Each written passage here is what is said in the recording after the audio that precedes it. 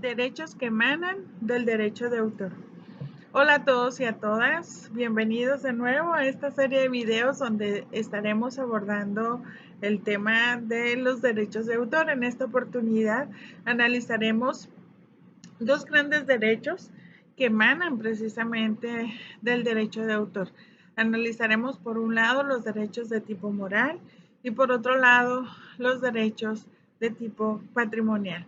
Vamos a empezar pues a ver en qué consiste cada uno de estos derechos. Debo decirles que los derechos morales tienen que ver directamente con el creador de la obra. Hay un vínculo, una liga muy particular, pues consiste en el derecho que tiene el autor a ser reconocido como tal, a que él, así pasa el tiempo, sepamos que esa persona es quien fue el creador de esa obra en particular, ¿no? Y por tanto, este derecho le genera a su vez el decidir el momento exacto en que quiera que esa obra se divulgue o se publique, evitar que esa obra se modifique, sufra de algún tipo de transformación o modificación o se recorte, etcétera, etcétera. El derecho moral le da a su autor el derecho a decidir respecto de la obra generada. Y este tipo de obras se consideran imprescriptibles, irrenunciables e inembargables, ¿no? Este tipo de derechos. Fíjense ustedes, Platón publicó su obra La República hace ya varios siglos y todavía sabemos que Platón es el autor de la República, ¿no? Es decir, este derecho moral de reconocer al autor ligado a su obra, pues no perece con el paso del tiempo. A diferencia del derecho patrimonial, que yo les decía en el video pasado, que la ley federal mexicana de derechos de autor establece que el derecho perdurará toda la vida del autor y 100 años posteriores a su muerte, ¿no? Pero el derecho moral, ese es imprescriptible.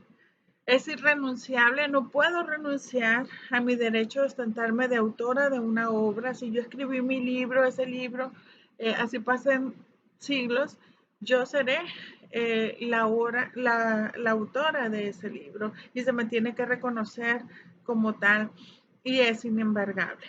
El derecho patrimonial consiste en la facultad que tiene el autor de manera originaria de percibir los beneficios de tipo económico que genere esa obra. Pero a diferencia del derecho moral, los derechos de tipo patrimonial sí los puede ceder, los puede negociar, los puede transferir, ¿no?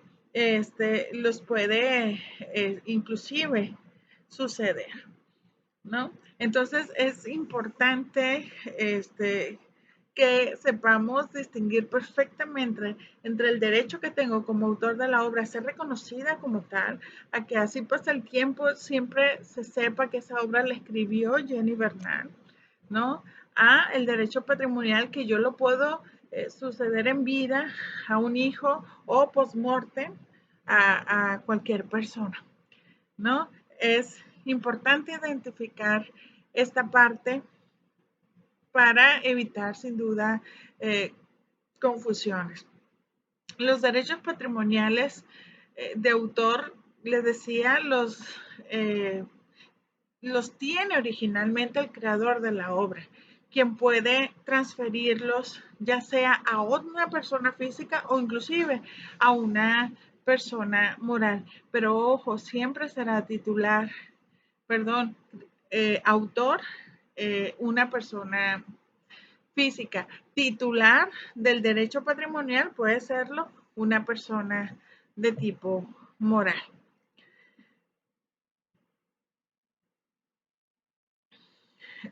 Recordemos, cuando el autor fallece, aquí tenemos un claro ejemplo, ¿no? El autor es la persona que fallece y quien sucede el derecho, pues será el titular del derecho patrimonial.